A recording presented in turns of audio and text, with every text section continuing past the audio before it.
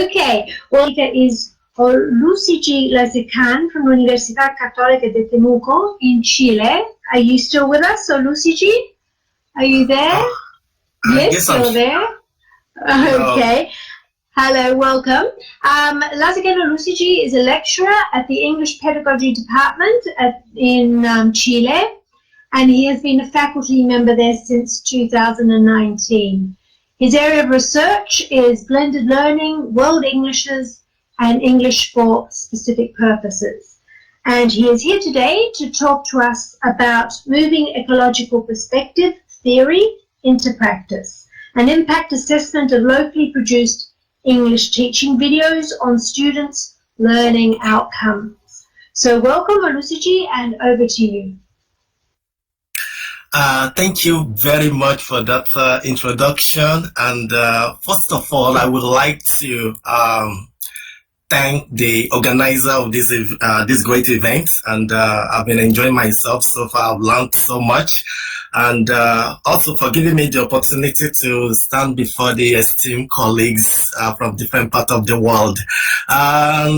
Yeah, as I pointed out, my name is Olushiji Lashekon Adebola, and I will be presenting this paper. The title of my paper is Moving Ecological Perspective Theory into Practice, an impact assessment of locally produced English teaching video and student learning outcomes.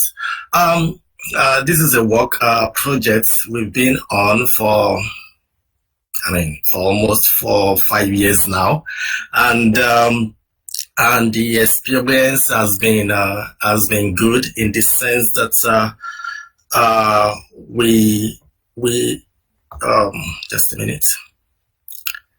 Yes, the purpose of my presentation is to actually justify the relevance of ecological perspective theory in foreign language learning, also conceptualize sustainable production of typical locally produced video, also look at show to every one of you here the positive impact of the video that we have been producing over the years.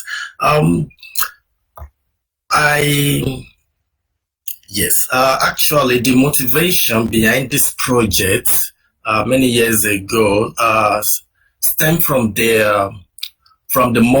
year that the university gave us the responsibility of helping our students to at least reach B1 level of English before they can graduate. That is to say, every student in our university, Universidad de la Frontera, Chile, must have at least B1 level of English. I mean, that honors responsibility made us to adopt a particular approach whereby students, we were not making use of Moodle. The traditional way of teaching English, textbooks here and there, and the result turned out very bad in the sense that we were having low retention rate, low motivation, and we had to send out a survey that particular year to really pinpoint where the problem is. And one of the critical issues that the students raised was lack of comprehension of foreign English textbooks. And they made us, specifically, they made us to understand that they can't relate with some of the content that is in the English textbook that we were using that time. So, and also, when they made English learning compulsory at the university back then, I mean, there were a lot of students that kicked against that. So, we believe that we really need to motivate the student. I mean, motivations happens to be very important. So we try to avoid whatever it takes to demotivate them. And one of them is like, okay, let's do away with putting the responsibility on the student to be buying instructional teaching material, for example, textbook, by themselves.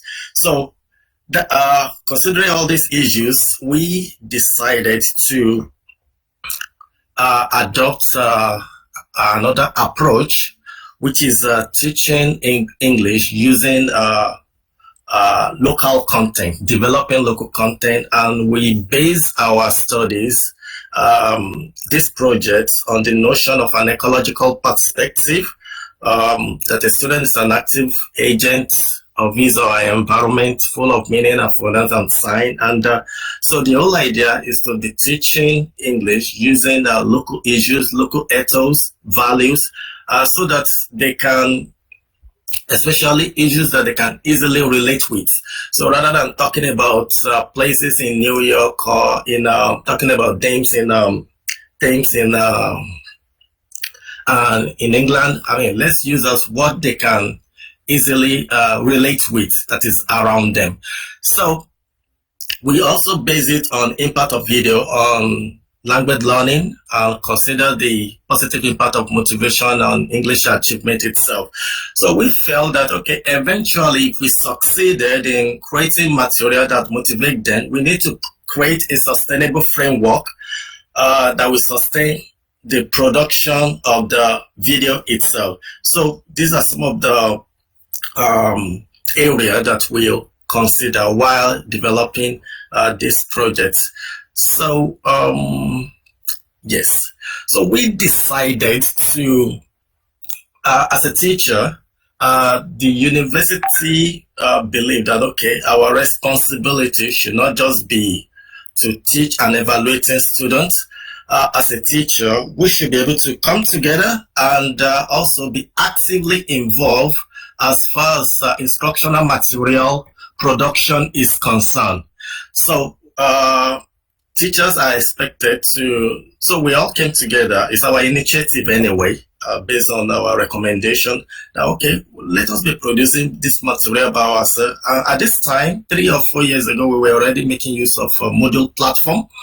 And we came together as an instructional designer, implementers, and also actors and actress. We decided, okay, what we need to do as an instructional designer is to, our duty is to, first of all, formulate the objective of each video production.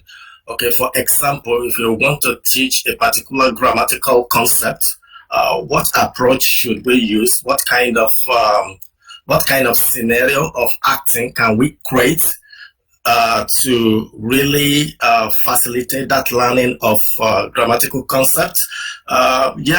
We also acted as actors and presenters, so we are the ones that are casted in those video scenes, teachers. So we go to the location, which is usually, most of the time, is in the university campus, and we also are the implementers, and we talked about this later, but the art director and the project manager, we collaborate, and multimedia developers, we collaborate with the multimedia media unit of the university, so they are involved in the shooting, editing, and production of the video itself. And the art director from the art department of the university, they help us. I mean, they were in charge of the rehearsal. They meet us in the location and try to help us with our acting skills. So as implementers, so our duty as a teacher, again, is to see that we integrate those videos into class activity successfully. So we adopt we develop our class, every unit that we teach, with introductory video and recap video. I will share some of them, our introductory video, with you. So here in this particular video I'm about to share with you, we were talking about, we want to look at the educational system between Chile and United States. So that is the functional English of the content that we were considering, and the grammatical concept of that unit has to do with present perfect tense, for and since, and also used to. So I will share this video with you. Now this is the introductory part of the video. Happy viewing.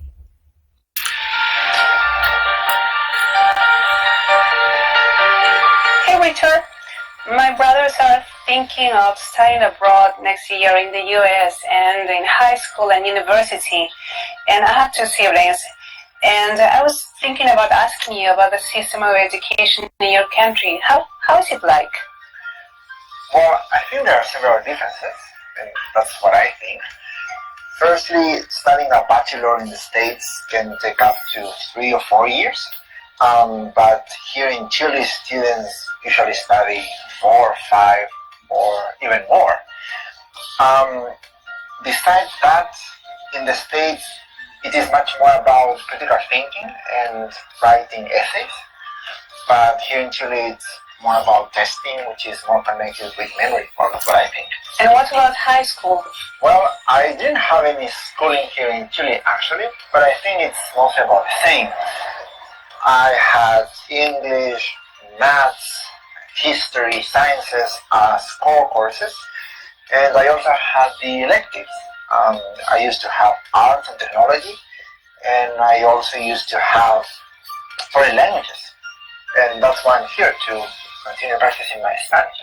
I see, it's pretty.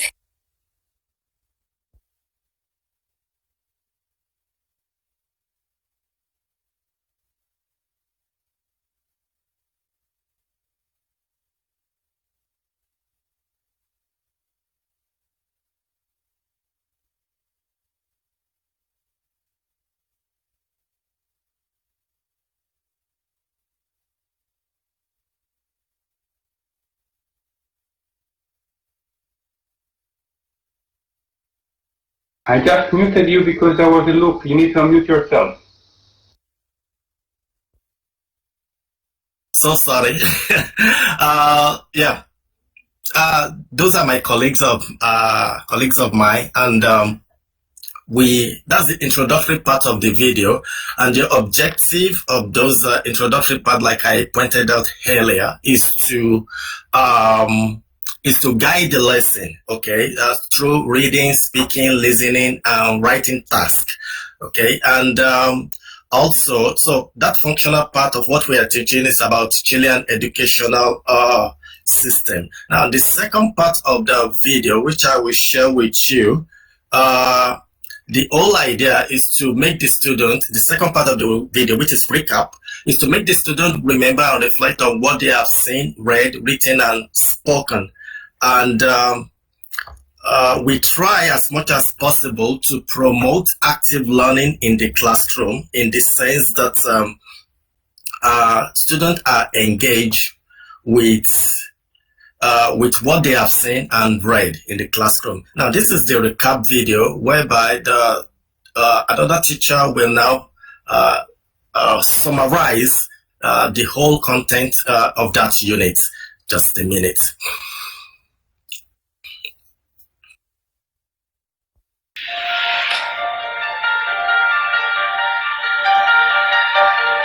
Do you remember this?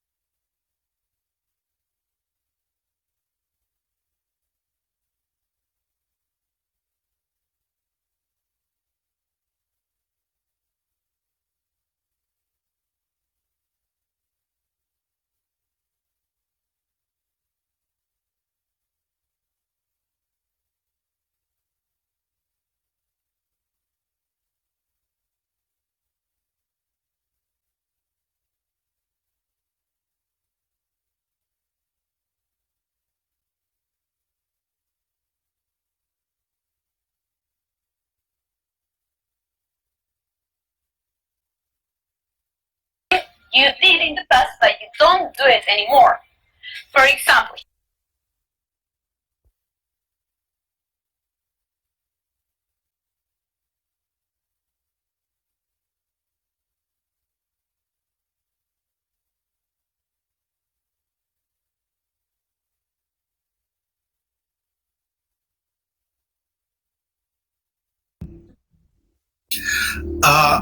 So that is the recap of the video, and we have all these videos for every unit. Each unit has an introductory video and a recap video, right from the basic to pre-intermediate to intermediate level of our courses. So yes, like I said, we've been receiving a very good feedback as far as this video is concerned, how it has been affecting the learning outcome of the student. They have been sharing their experience with us, and we've been able to sustain this video production for about 3 to 4 years. And right now we have close to about over 45 or 46 videos.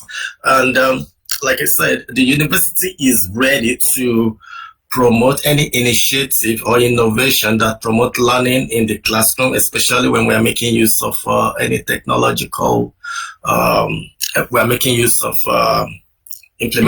using technology to teach in the classroom.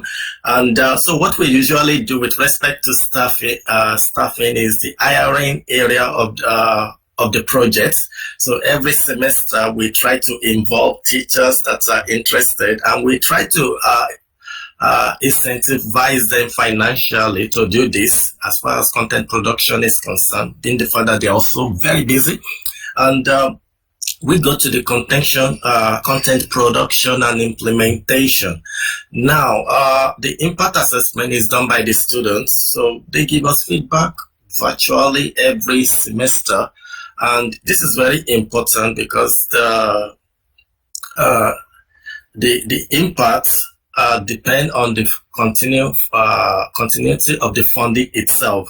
So that's how we've been doing this every year. So that student response is very critical for this project, and to also help us to improve the quality of the video production itself.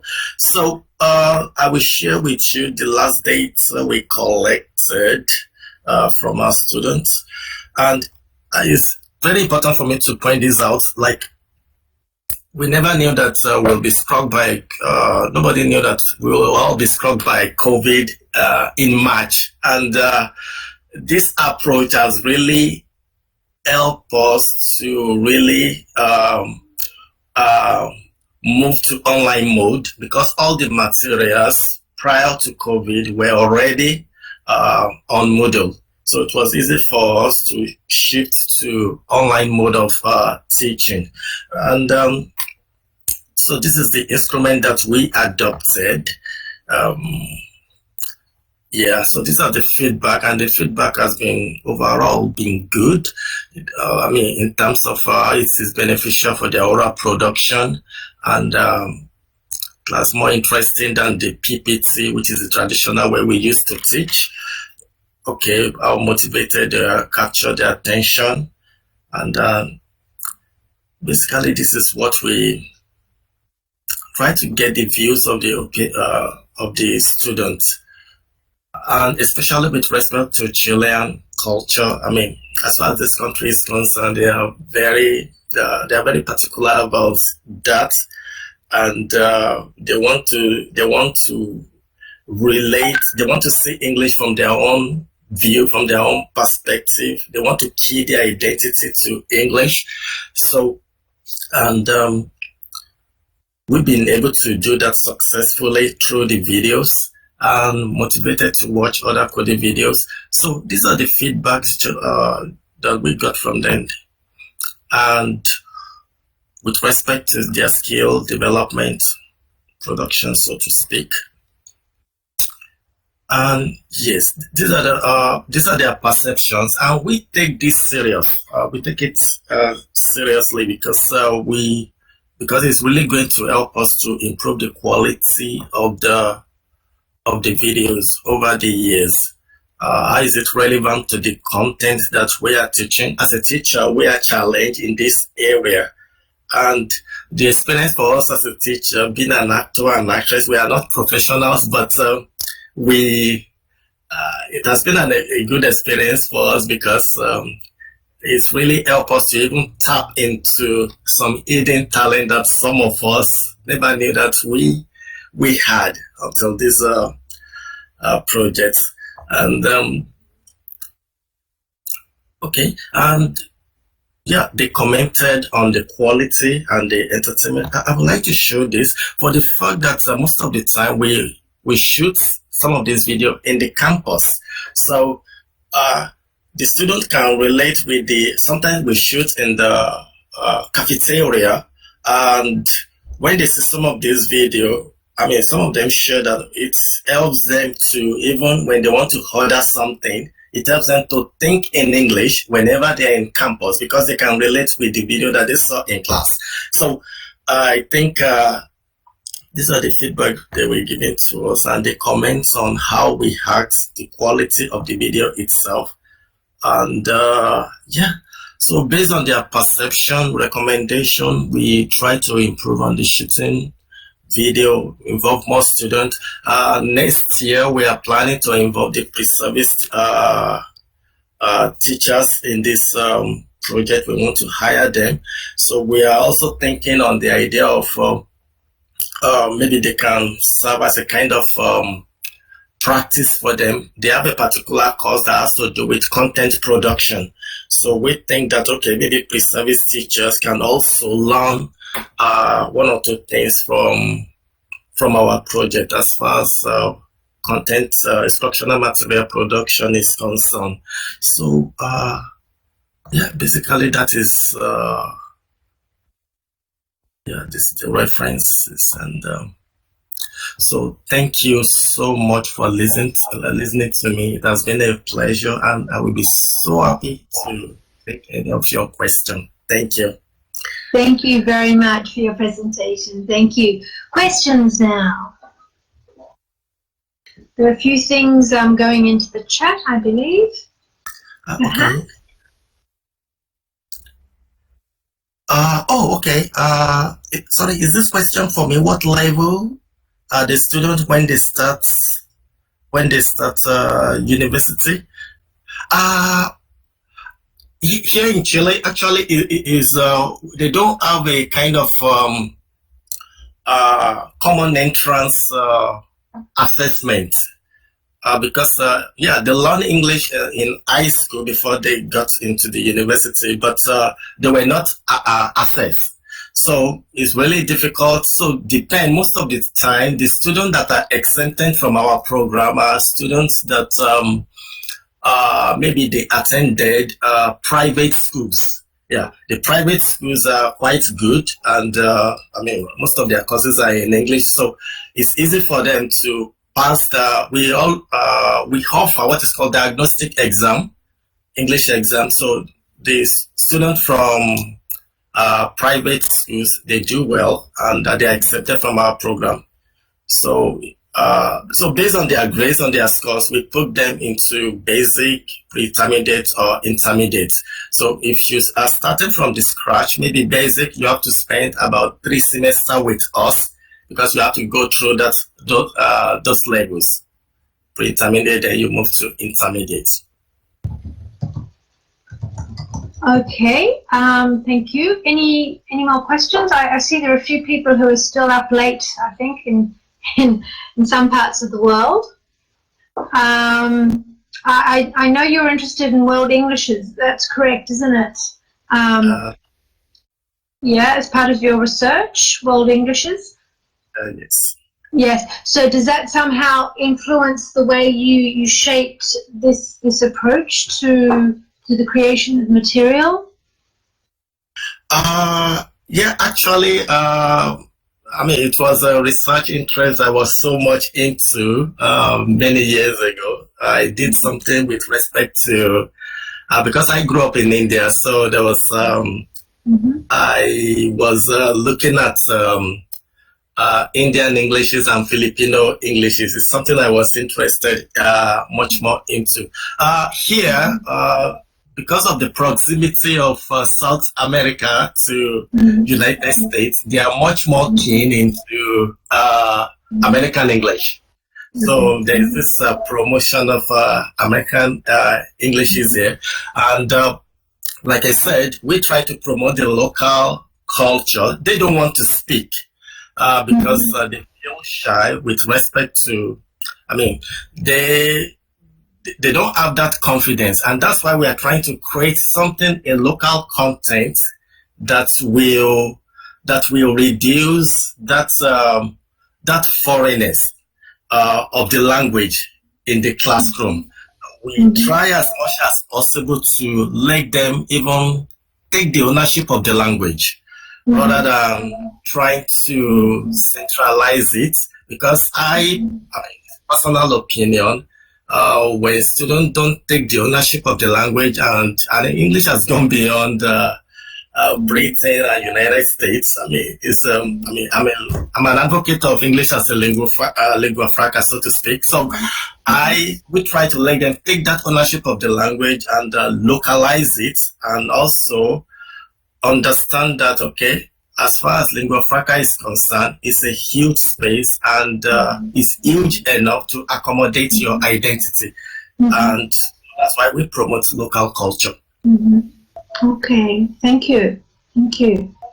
Now, if there aren't any other questions, and if Lorenzo agrees, I would like officially to close this session on curriculum development and close the first